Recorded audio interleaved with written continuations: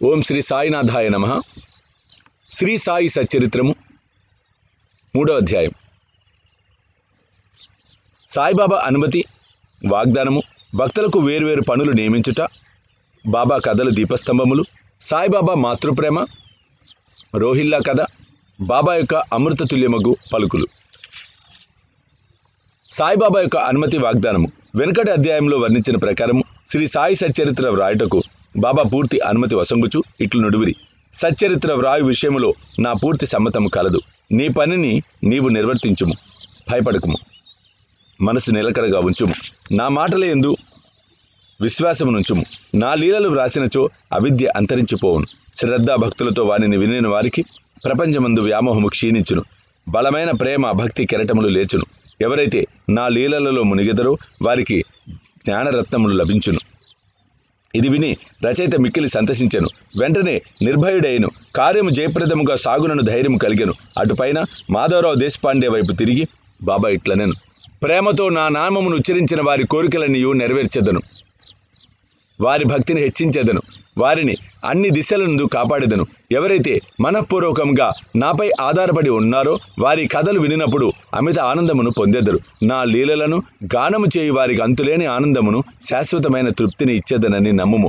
ఎవరైతే నన్ను శరణు వేడెదరో, భక్తి విశ్వాసములతో నన్ను పూజించెదరో, నన్నే స్మరించెదరో, నా రూపమును తమ మనస్సున నిలుపుకొనెదరో వారిని దుఃఖబంధనముల నుండి తప్పింతును.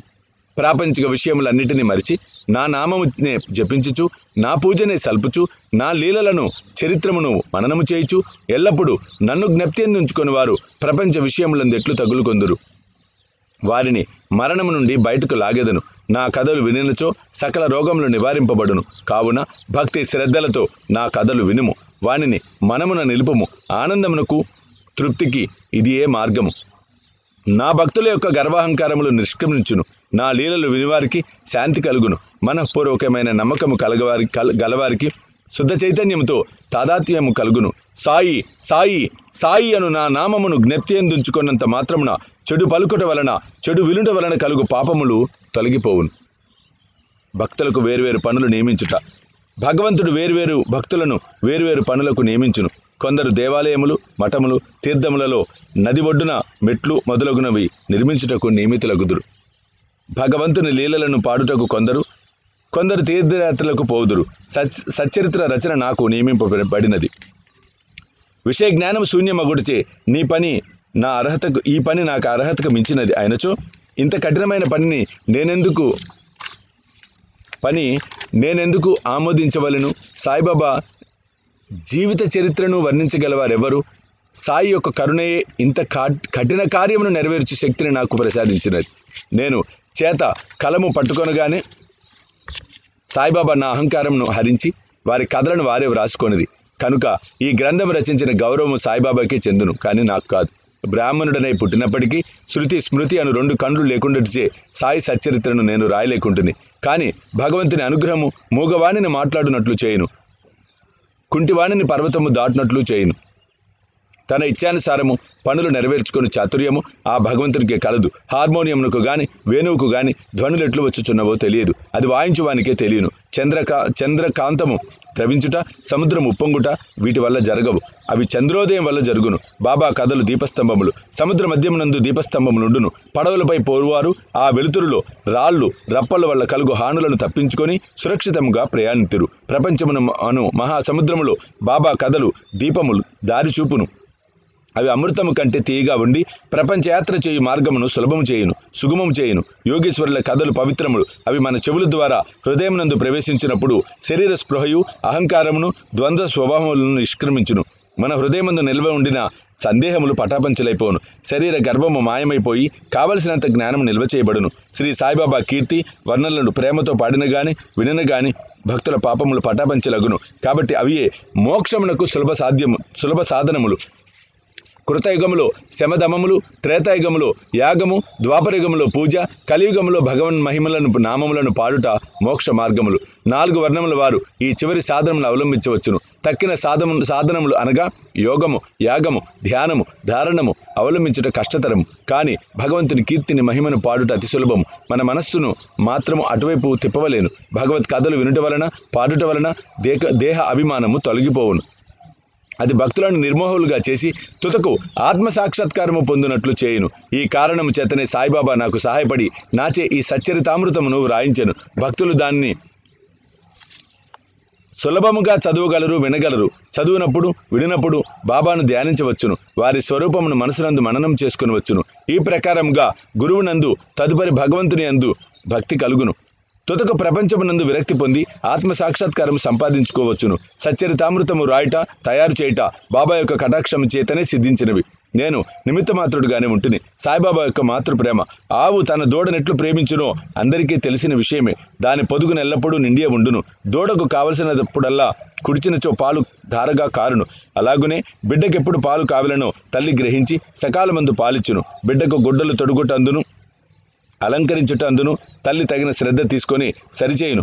బిడ్డకి ఈ విషయం ఏమీ తెలియదు. కానీ తల్లి తన బిడ్డలు చక్కగా దుస్తులు ధరించి అలంకరింపబడుట చూచి అమితానందం పొందును. తల్లి ప్రేమకు సరిపోల్చదగినది ఏమీ లేదు. అది అసామాన్యము, నిర్వ్యాజము. సద్గురువులు కూడా ఈ మాతృ ప్రేమను వారి శిష్యులందు చూపుదురు. సాయిబాబాకు కూడా నా ఎందటి ప్రేమ ఉండెను. దానికి క్రింది ఉదాహరణ ఒకటి. 1916 సంవత్సరంలో నేను సర్కారు ఉద్యోగం నుండి విరమించి తిని నాకు నిశ్చయించిన పింఛను కుటుంబమును గౌరవముగా సాగుటకు చాలదు. గురు పౌర్ణమి నాడు ఇతర భక్తులతో నేను షిరిడి వెళ్ళి తిని అన్నా చించనీకర్ నా గురించి బాబాతో ఇట్లనెను. దయచేసి ఈ అన్నా సాహెబ్ యందు దాక్షిణ్యం చూపుము.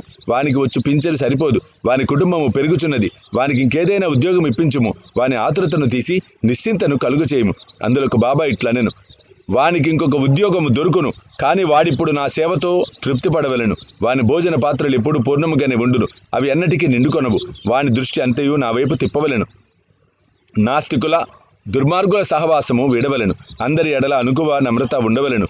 నన్ను హృదయపూర్వకంగా పూజించవలెను. వాడిట్లు చేసినచో శాశ్వత ఆనందము పొందును. నన్ను పూజించబడును అన్న దానిలో ఈ నన్ను అనగా ఎవరు అను ప్రశ్నకు సమాధానం ఈ గ్రంథం యొక్క ఉపోద్ఘాతములో సాయిబాబా ఎవరను శీర్షిక ఎందు చెప్పబడినది.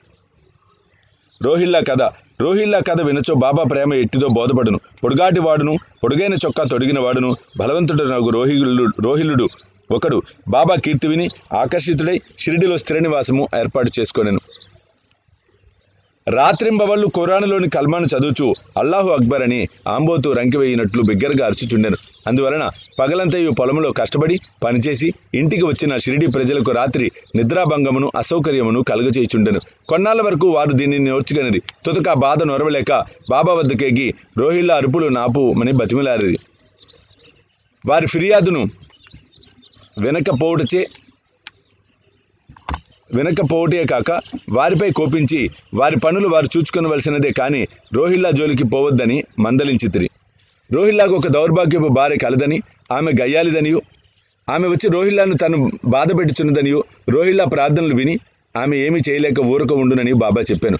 నిజంగా రోహిల్లాకు భార్య లేదు. భార్య అనగా దుర్బుద్ధనియు బాబా భావము. బాబాకు అన్నిటికంటే దైవ ప్రార్థనలందు మికుటమగు ప్రేమ. అందుచే రోహిల్లా తరఫున వాదించి ఊరిలోని వారిని ఓపికతో నోర్చుకొని ఆ అసౌకర్యమును సహింపవలసినదని అది త్వరలో తగ్గునని బాబా బుద్ధి చెప్పాను. బాబా యొక్క అమృత తుల్యమగ్గు పలుకులు. ఒకనాడు మధ్యాహ్న హారతైన పిమ్మట భక్తులందరూ తమ తమ బసలకు పోచుండిరి. అప్పుడు వారికి బాబా ఈ క్రింది చక్కని ఉపదేశమిచ్చితిరి. మీరెక్కడ ఉన్నను, ఏమి చేయుచున్నను నాకు బాగా తెలుసునని జ్ఞాపకముంచుకొనుడు. నేను అందరి హృదయములను పాలించువాడను, అందరి హృదయములలో నివసించువాడను. నేను ప్రపంచమందుగల చరాచర జీవకోటి యందు ఆవరించి ఉన్నాను. ఈ జగత్తును నడిపించువాడను, సూత్రధారిని నేనే జగన్మాతను, త్రిగుణముల సామరస్యమును నేనే, ఇంద్రియ చాలకుడను నేనే, సృష్టి స్థితి లయ కారకుడను నేనే.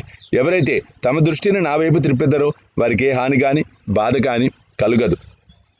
నన్ను మరిచిన వారిని మాయ శిక్షించును. పురుగులు, చీమలు తదితర దృశ్యమాన చరాచర జీవకోటి అంతయు నా శరీరమే, నా రూపమే.